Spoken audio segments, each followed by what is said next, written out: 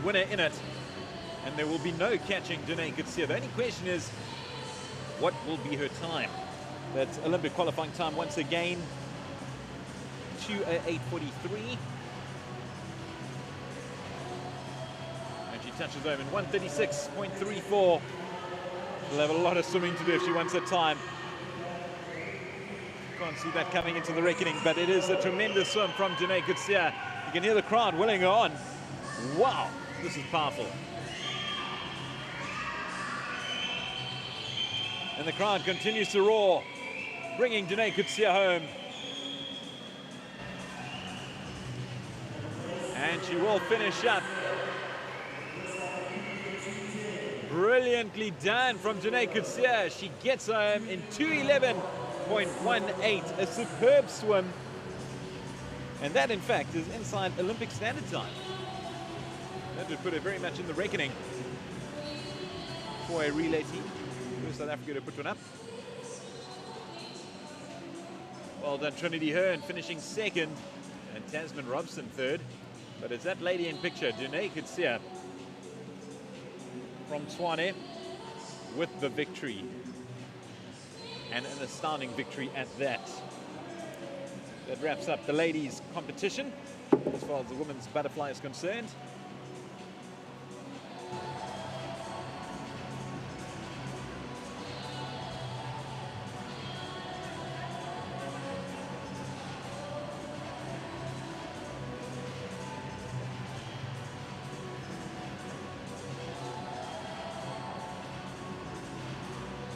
So here we move over to the men's 200 butterfly. Wow. Who can forget this event at London 2012? Chad le Clos, Michael Phelps.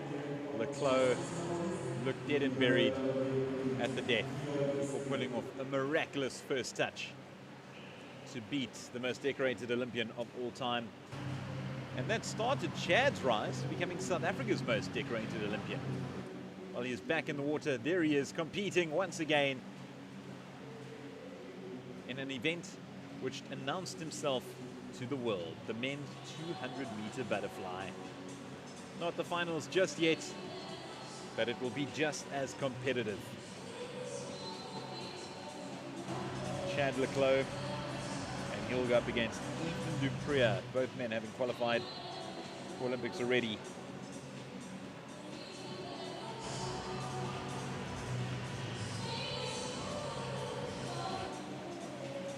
Ethan du Preez, the youngster, 17 years of age.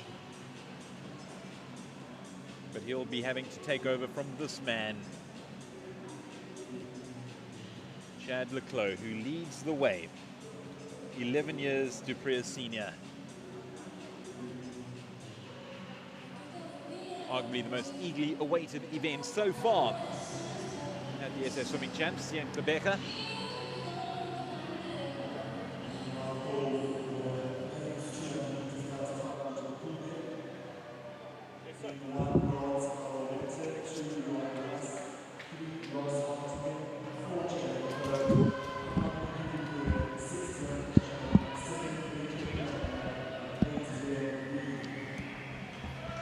So I've got Ethan Verster, Verster joining me now. But before we chat, Theo, we're just going to go through this. I mean, how exciting is this event? We've got Chad le Clos going up against Ethan du Preez.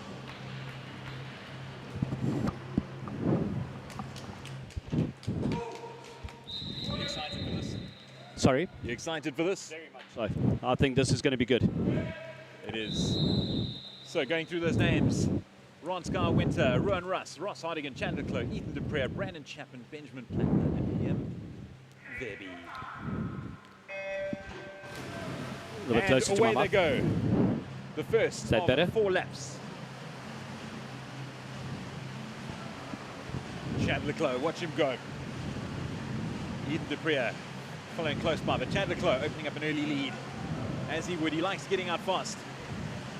But watch out for du Preez. Coming over in lane 5. 1 lap down, and it's le Clos ahead of du Preez. Le Clos 25.21, followed by du Preez 25.73. In third spot for now, Brandon Chapman.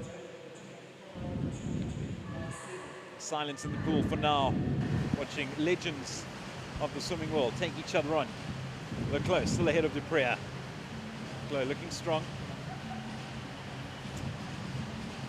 Perfectly in sync, both two, but Dupré certainly closing the gap somewhat as they make the way to the halfway mark, and it is Leclos just ahead of Dupré.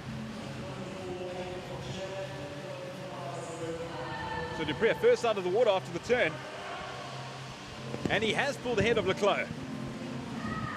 Dupré pulling away nicely now, but we know what a finish Leclos has in him. Holding on to third spot, Ross Hardigan. Ethan Dupré with the lead, and continues to open that gap between him and Leclos. Touches first, final lap now. There goes Leclos. Remember, this is just the heats. And Dupré, look at him power on. This is an astounding swim from the 17-year-old.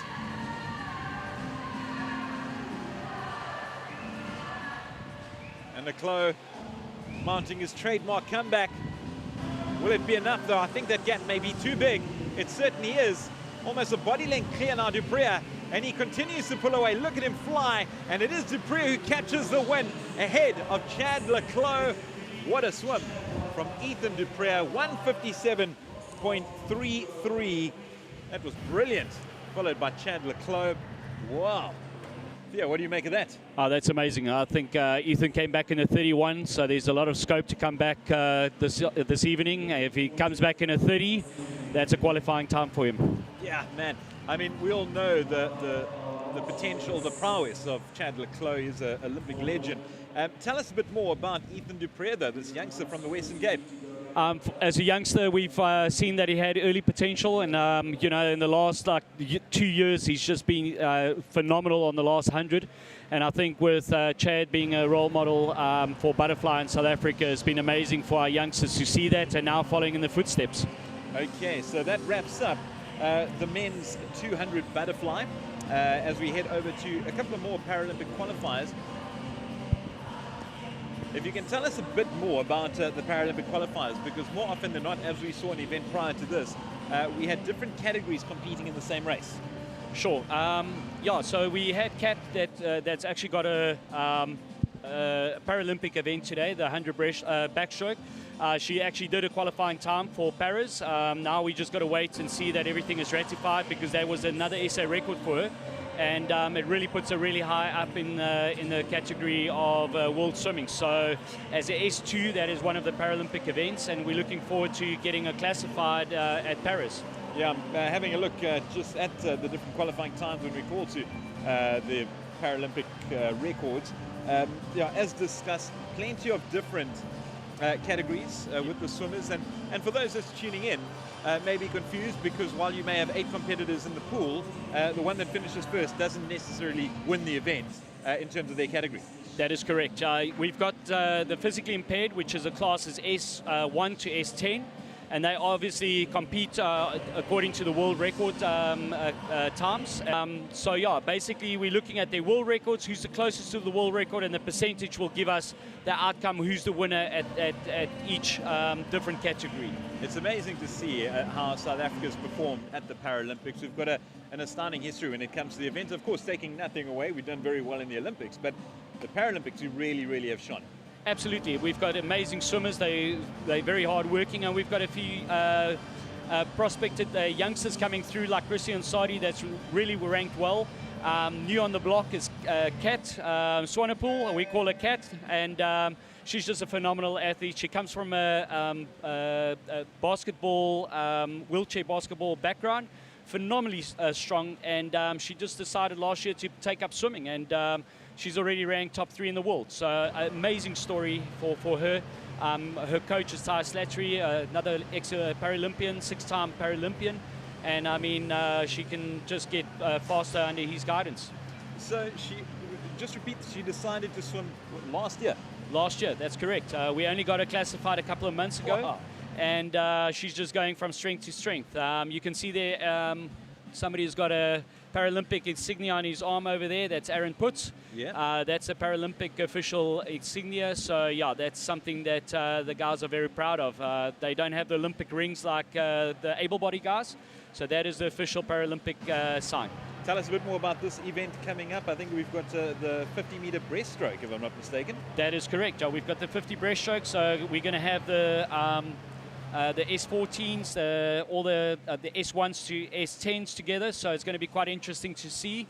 And then obviously we're going into the female event after that. Okay, so we've got the men 50 breaststroke continues. That's S1, S13. Cabello, Swane, Van der Merwe. Are they related? No, they're not related. Hendrik Van der Merwe is one of our old boys. You can see he's 30 years old. We call him Legs. He's absolutely phenomenal swimmer. And yeah, at the end of the day, he's definitely going for his first Paralympics. He always misses out. But I think this is going to be a special year in 2021. Okay, so here we watch the first. It is Camarana, Paulse, Aaron Butts, and the Freitas. So, yeah, why are they starting on the left-hand side? I'm not 100% sure, but we'll have to double-check with the officials because we were told that all the 50s will start in the deep end. So, but that's something they will get clarification on for the finals. Okay, so interesting turn of events here. For this, it is... So this is the S14 to S15. So this is your deaf classes and your intellectually impaired. Okay. Yeah. So they didn't combine like they did in the previous 100 backstrokes. So that's actually good. So now we can actually see like for like. Okay, cool. So for those just tuning in, whoever wins this one wins that category, and they're happy. It won't be different ones or... No, it's still going to be your S15s. The deaf category will have their own classification, but they are swimming together. So yeah. Okay, perfect. So here we go. If you're just tuning in, we're about to see the men's 50 breaststroke, S14, S15, this Paralympic qualifier. Kele Camarane, Ethan Paulse, Aaron Bucks, and Raymond de Freitas. Hoekom swem hulle nie op hierdie kant nie? Hulle moet hierdie kant toe. Maar vanaand moet hulle hierdie kant staan. Sorry.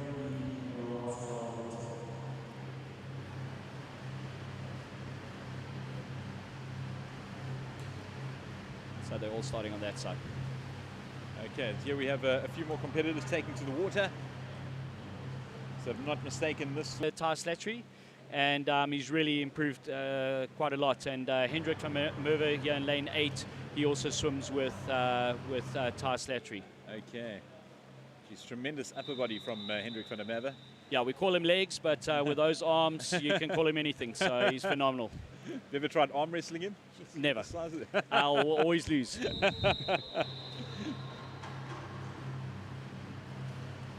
So it is the S1, S13, S14, S15, men's 50-meter breaststroke. As you can see, they've left lane 5 open to make sure that there is separation of classes. Okay, that makes life a little easier as far as understanding the classes is concerned. So on the left-hand side, we do have S14 and S15, and on the right-hand side, S1 and S13. Leading the way in S13, we've got Van der Merwe looking rather fast. But then over Aaron Putz. Look at him go. He's yeah, looking did say good. he was one to watch out for. But there in the far end, we've got Camarane. Wow. Putz and Camarane, look at this guy. Putz looking good. Who will get there far? Oh. Putz just gets there. That was astounding. Wow. And there we go. Caleb van der Merwe, and that's a nice PB for him as well. That was an astounding swim. Very, very well done. So Putz getting home first ahead of Camarane. And that was in S14, S15. And it was Van der Merwe, if I'm not mistaken, first place in the S1 to S13. Correct. That was a nice swim for all of them. Great morning swim for those guys. Wow. What have you made of the event so far? Of course, coming back to Quebec after a couple of years.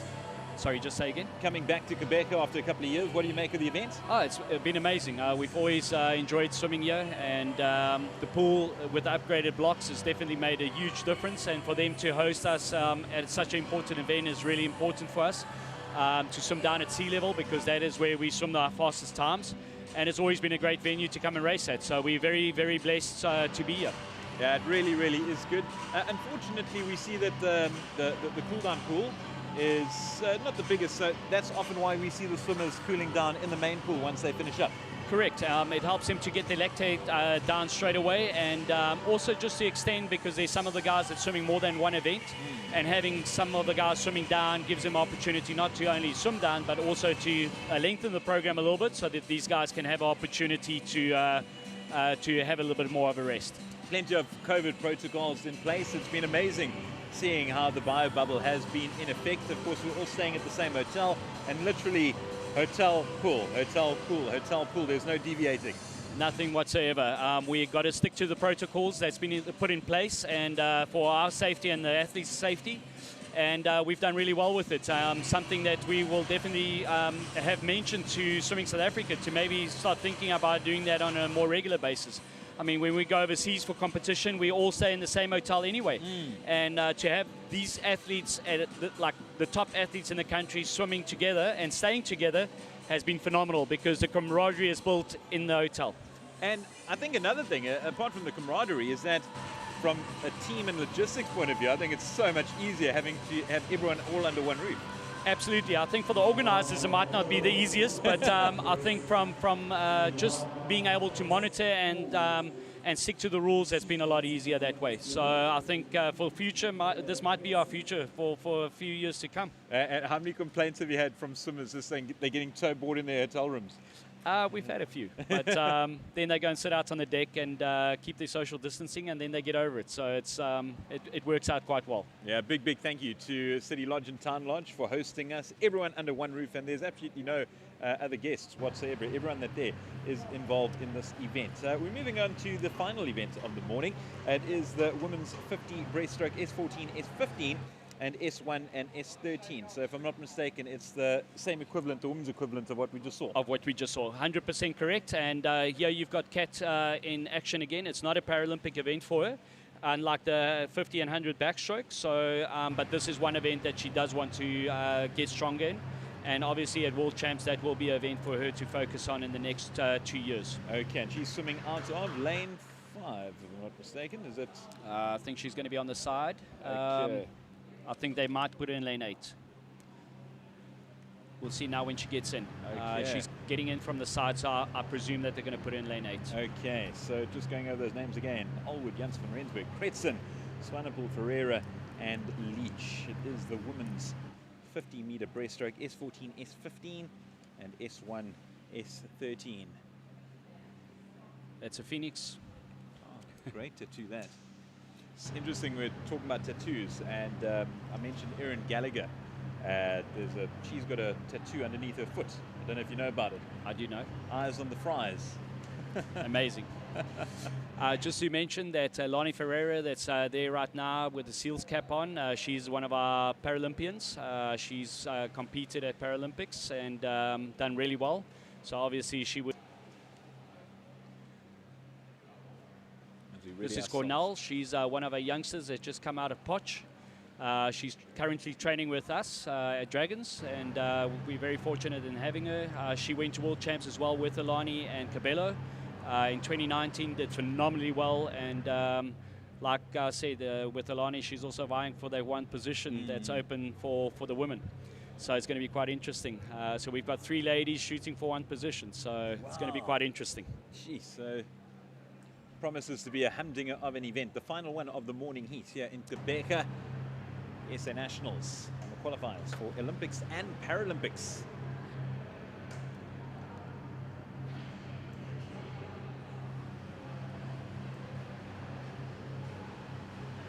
So the delay looks as if just a slight issue with the scoreboard.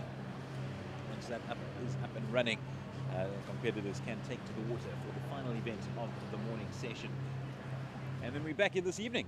Yeah, I think it's going to be phenomenal. These guys are always amped to swim twice in a day, and hopefully we'll get even better results. I mean, like we've already had with Christian Sadi and Kat, unofficially to SA records for the morning in the 100 back, which is phenomenal. And we hope that they can even better on that. So Christian at the moment is in phenomenal shape. And I think if anything is to go about, I think he'll even improve even more this evening, and that will spell good for his 200 IM, which is his main event on Sunday. So we're looking forward to seeing him then in action. I still can't get over a cat who's just decided to just take on swimming and just shone.